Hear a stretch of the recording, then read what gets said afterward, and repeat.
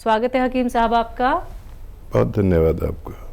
हकीम साहब, हर एक उम्र में हर एक व्यक्ति चुस्त तंदुरुस्त रहना चाहता है। वो चाहता है कि उसे कोई बीमारी ना हो, लेकिन क्या करे, बीमारी तो दस्तक दे ही जाती है, चाहे वो छोटी हो या बड़ी हो। लेकिन हम बीमारी को नज़रअंदाज ज़रूर करते हैं। हल्की सी कोई परेशानी होती है, सोचते हैं कि ठीक हो जाएगी, ये ले लेते हैं मेडिसिन या वो ले लेते हैं। तो एक उम्र के बाद समझ में आता है कि अब आपको एक सही उपचार अपनाना चाहिए। हमने बड़े बुजुर्गों से सुना है कि जो हम बचपन में खाते पीते हैं उसका असर हमें आगे जाके दिखता है जैसे जैसे हमारी उम्र बढ़ती है। तो इस बात में कितनी सच्चाई है? क्या ऐसा है कि हम अगर पहले से ही अपने खान पान पे ध्यान रखें तो धीरे धीरे करके जब हमारी उम्र बढ़ती है तो वो हमें कहीं ना कहीं सेहतमंद बनाती है? देखिए, ये हमारी जो ग्रोथ की उम्र है जी, वो तकरीबन 20-22 साल तक हमारी ग्रोथ होती रहती है। जी, और वाकई इसमें जो खाते हैं वो जिस्म को लगता है। वो गाँवों में कहते हैं कि पानी भी पियो तो दूध बन के लगता है इस उम्र में। और फिर आती है वो उम्र जहाँ हमारी नशोनुमा यानी ग्रोथ ख़त्म हो जाती है। अब फिर वो जवानी की उम्र आ गई, आदमी बालिग हो गया। तो फिर ये जो कुछ खाया पिया है ये हमारे जिस्म ने कबूल किया और एक सेहतमंद इंसान को पैदा कर दिया।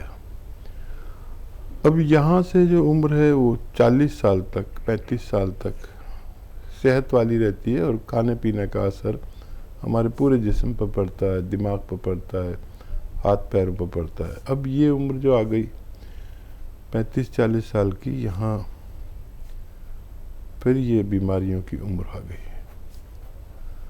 अब यहाँ से जिसने एहतियात कर ली तो वो स्वास्थ्य ज़िंदगी गुजार सकता है। तो इस जीवन में जो 40 साल के बाद का जीवन है, इसमें हर बीमारी आपको दरवाजे पर दस्तक देगी। आप उसका क्या जवाब देते हैं उस बीमारी का? देखिए, ब्लड प्रेशर की उम्र यही है 40-45 के बाद। थायराइड की उम्र भी यहीं से शुरू हो जाती है अक्सर, या उससे पहले भी हो जाता है। डायबिटीज़ की उम्र भी यही है 40-45, किसी को 50 में। जोड़ों का दर्द, कमर दर्द, ये सारी उम्र यही है। फिर ब्लड प्रेशर, दिल का मर्ज़, ये सब शुरू हो जाएगा। और मेरा अब तजर्बा ऐसा कहता है कि हर शख्स को इन 4-5 बीमारियों में से एक बीमारी ज़रूर आती है, चाहे कोई वो डॉक्टर ही क्यों ना हो, हकीम ही क्यों ना हो। अगर वो अपना ख्याल रख सकता है तो रखे। और इन 4-5 बीमारियों की रोकथाम के लिए वो करें कोशिश अपना खून पतला रखने की। खून पतला होगा, जिस्म मोटा ना हो, यानी हेल्दी ना हो ज़्यादा, और उसमें मेहनत यानी मशक्क़त खूब हो, 1-आध घंटा पैदल भी चले। और फिर अब आप अपने आप को जवान ना समझें। हर आदमी चाहता है कि वो अपने आप को जवान ही दिखाता रहे और जवान ही रहे। कोई बुढ़ा होना नहीं चाहता, लेकिन बुढ़ापा आता है और हकीमों पर भी आता है। कलौंजी का सिरका 2 चम्मच रोज़ पी लिया करें। 1 चुटकी खाने का सोडा मिलाकर, असली कलौंजी का सिरका, और 1 चम्मच धनिया खा लिया करें, धनिया का पाउडर। ये इन 5 बीमारियों से रोकथाम है। 5 या 6, ब्लड प्रेशर, कोलेस्ट्रॉल, हार्ट और फालिज और डायबिटीज़, इन सारे रोगों की रोकथाम है ये। निरोगी लें तो रोग से मुक्त रहें, रोगी लें तो रोग कंट्रोल रह सकता है। ये दुनिया की बड़ी दवा है। असली कलौंजी का सिरका इस्तेमाल किया करें। बिल्कुल। तो दर्शकों देखिए, निरोगी हैं या फिर रोगी हैं, आप लोगों के लिए तमाम नुस्खे मौजूद हैं। बस आप लोगों को हमारे साथ जुड़ना है इन नंबर्स पे कॉल करके जो आपके सामने आपकी टीवी स्क्रीन पे हैं। अब कुछ कॉलर्स हमारे साथ जुड़ गए हैं, उनसे बात कर लेते हैं। पहले कॉलर हैं कलकत्ता से सुमित्रा जी, स्वागत है आपका। नमस्कार मैडम। जी नमस्कार मैम। हाँ हकीम साहब नमस्कार। जय हिंद। हकीम साहब, मैं 5-6 महीने से मैं गोंदसिया खा रही हूँ। अभी मेरा खत्म हो गया है, लेकिन मेरे बीच में काफी ठीक था। कमर में दर्द और टांग में जो आता था नहीं आता था, लेकिन अभी मैं देख रही हूँ लास्ट महीना जब खत्म हुआ है गोंदसिया, तब से मेरे थोड़ा दर्द रहता है टांग में भी और पाँव में मेरे दर्द रहता है अभी भी। तो मैं क्या करूँ अब इसके लिए? मैंने 5 महीने खाया है और एक समय खाया है 1 महीना, टोटल 6 महीने मैंने खा लिया है। ठीक है। अच्छा देखिए, कभी कभी ये दर्द होगा आपको। जब भी आप वज़न उठाएंगे, वेस्टर्न टॉयलेट यूज़ नहीं करेंगे, तब आपको बार बार ये हो सकता है। अगर इत्तफाकन हो जाए तो दर्द की दवा ले लेना, और अगर ये मुस्तकिल हो तो गोंदसिया इलाज है इसका, और आधा ग्राम इसकी खुराक है। 1 बार या 2 बार ले सकते हैं। वेट ज़्यादा है तो बार बार आपको परेशानी होगी, तो वेट कम करने की भी आप दवा ले सकते हैं। और ज़िंदगी में कई बार ये आपको परेशान करेगा, आपका इसका तजर्बा हो गया। जब भी ज़रूरत हो आप इसे दोबारा इस्तेमाल कर सकते हैं। राना हमारे साथ जुड़ गई हैं, स्वागत है आपका। जी बताइए। सारी आवाज जी आ रही है आपकी आवाज। अस्सलाम वालेकुम अस्सलाम। जी, वो है ना, अस्सलाम वालेकुम सलाम। इमराना बताइए। जी, मुझे है ना दस्त, जैसे दस्त का थोड़ा बहुत झाड़ू वगैरह का काम करते हैं ना,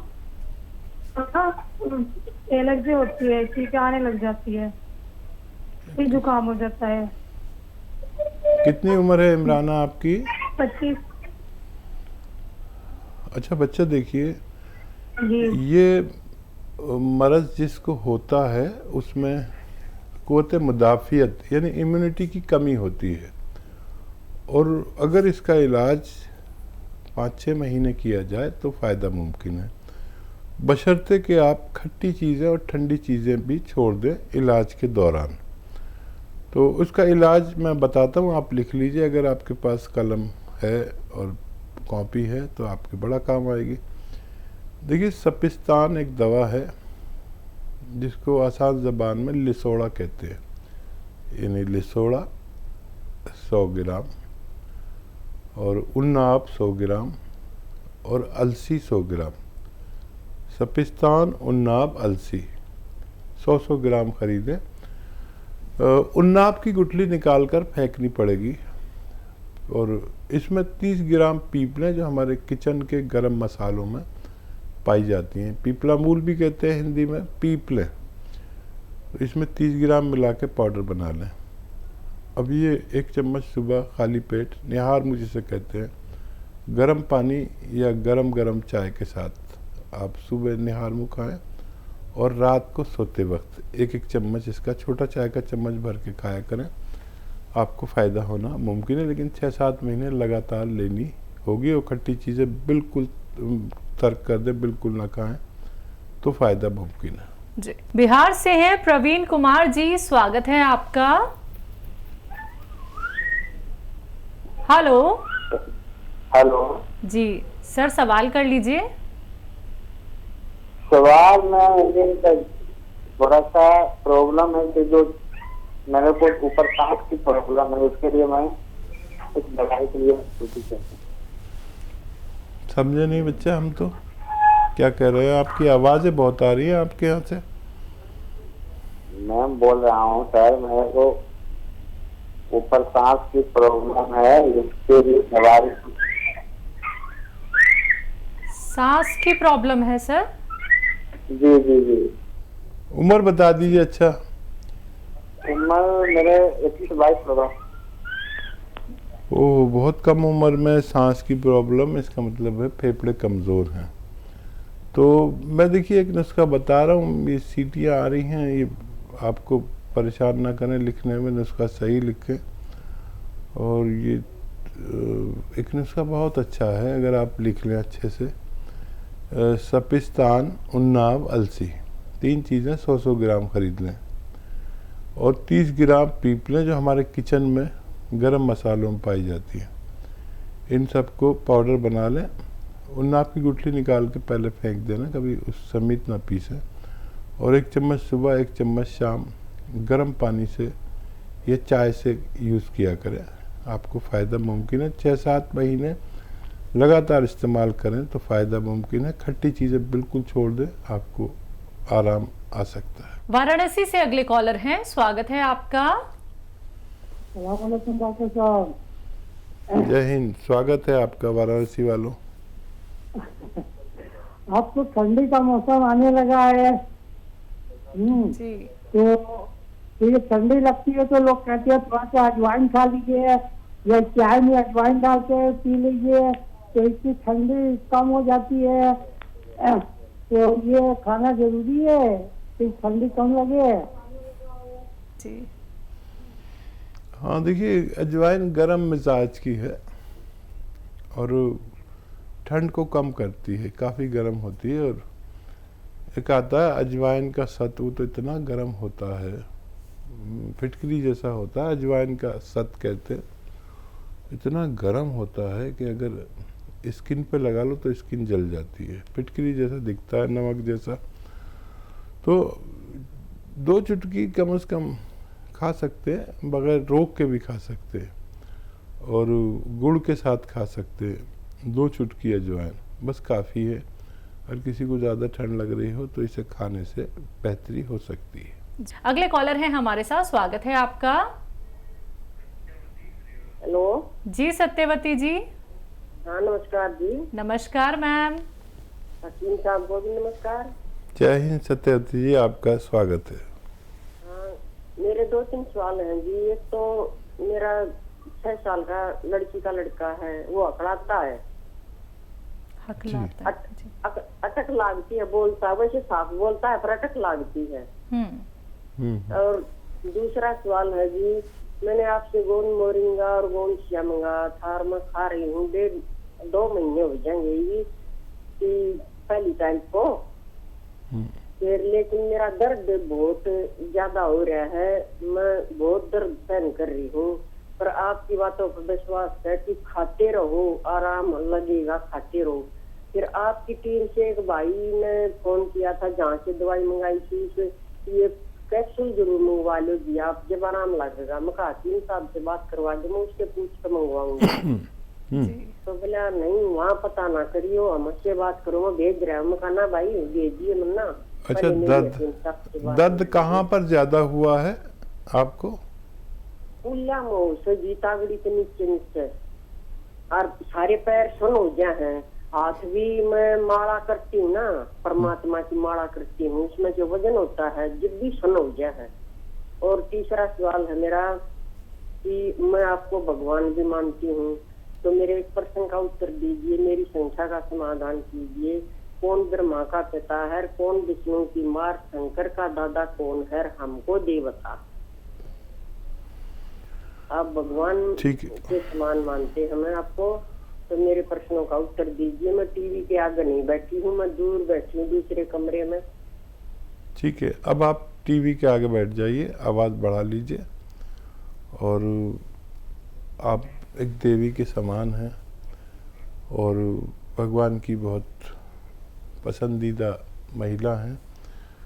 और जिसको भगवान ज़्यादा पसंद करता है उसे आजमाता भी ज़्यादा है। आपका दर्द बढ़ गया है, दवा से ही बढ़ा है, और दर्द की दवा के साथ आप लें, ये गोंसियाई लें, और उससे भी तेज़ जो वो लोग कह रहे हैं कैप्सूल, वो भी ले सकते हैं।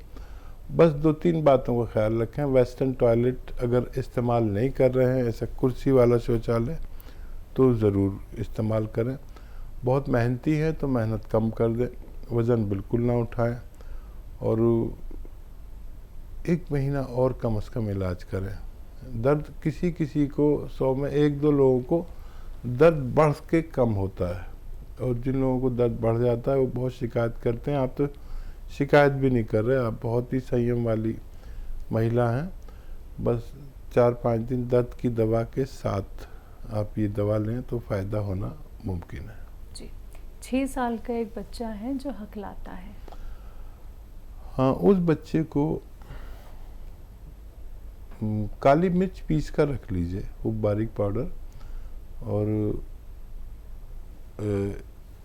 आधी चुटकी काली मिर्च का पाउडर और 1 चम्मच हनी यानी शहद में मिलाकर रोज़ाना 1 बार ज़रूर खिला दिया करें।